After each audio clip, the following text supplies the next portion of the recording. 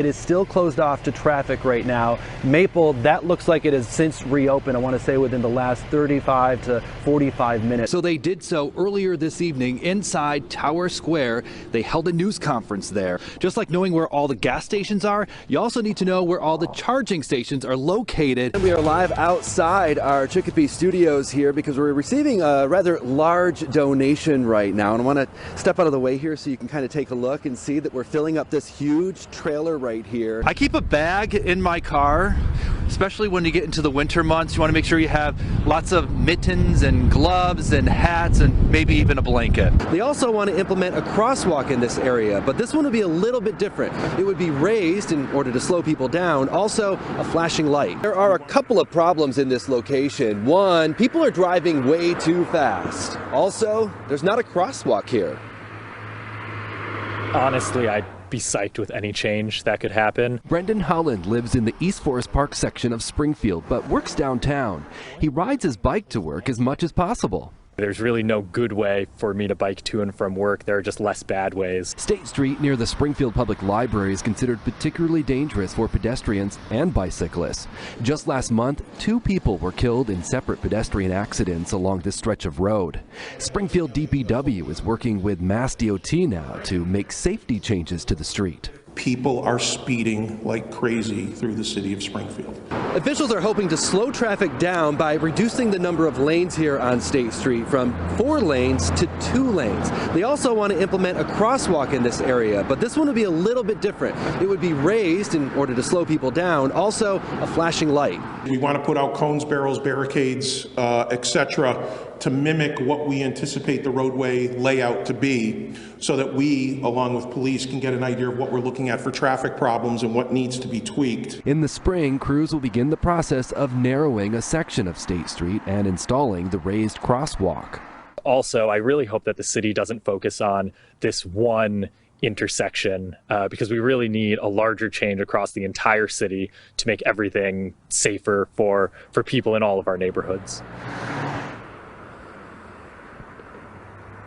It's going to cost just about $650,000 for this project to be completed. In the meantime, Springfield police are going to continue their stepped-up efforts to pull people over if they're speeding. Working for you live here in Springfield, Don Shipman, 22 News. So many people visit this plaza from both Massachusetts and Connecticut.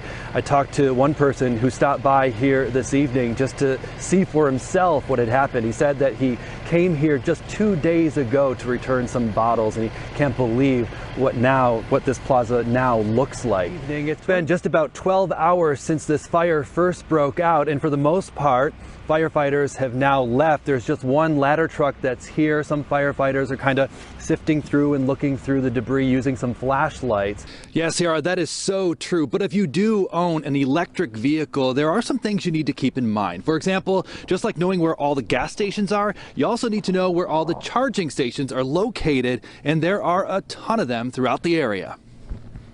There is a network of charging stations all over Massachusetts and the nation. For example, charging stations line the Mass Pike. Also, many businesses like 22 News have a place to plug in for their employees. Cold temperatures impact the battery life of an electric vehicle, but not in the way you may think. According to Consumer Reports, cold temperatures can reduce an unplugged EV's range by about 20%, and recharging in the cold can take longer than in warm weather. A sales and leasing consultant at Gary Rome Hyundai told 22 News that your best bet is to keep the car plugged in overnight. You can actually preheat the car with the car plugged in. It's almost like running your car with the gasoline nozzle in. Just like as if you were driving with your vehicle, you'd want to know where the gas stations are. There's a full, very extensive network of electric charging stations all up and down the East Coast. Overusing your cabin accessories can also cut into your car's battery range. So we're talking about your heater, seat warmers, and defroster. Consumer Reports says battery range drops when temperatures dip below 20 degrees. But Covington from Gary Rome Hyundai says most newer electric vehicles have a drive range of 200 to 300 miles.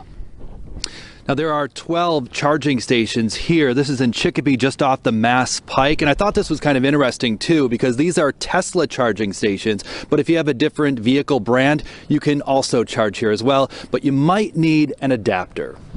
Working for you live here in Chicopee, Don Shipman, 22 News.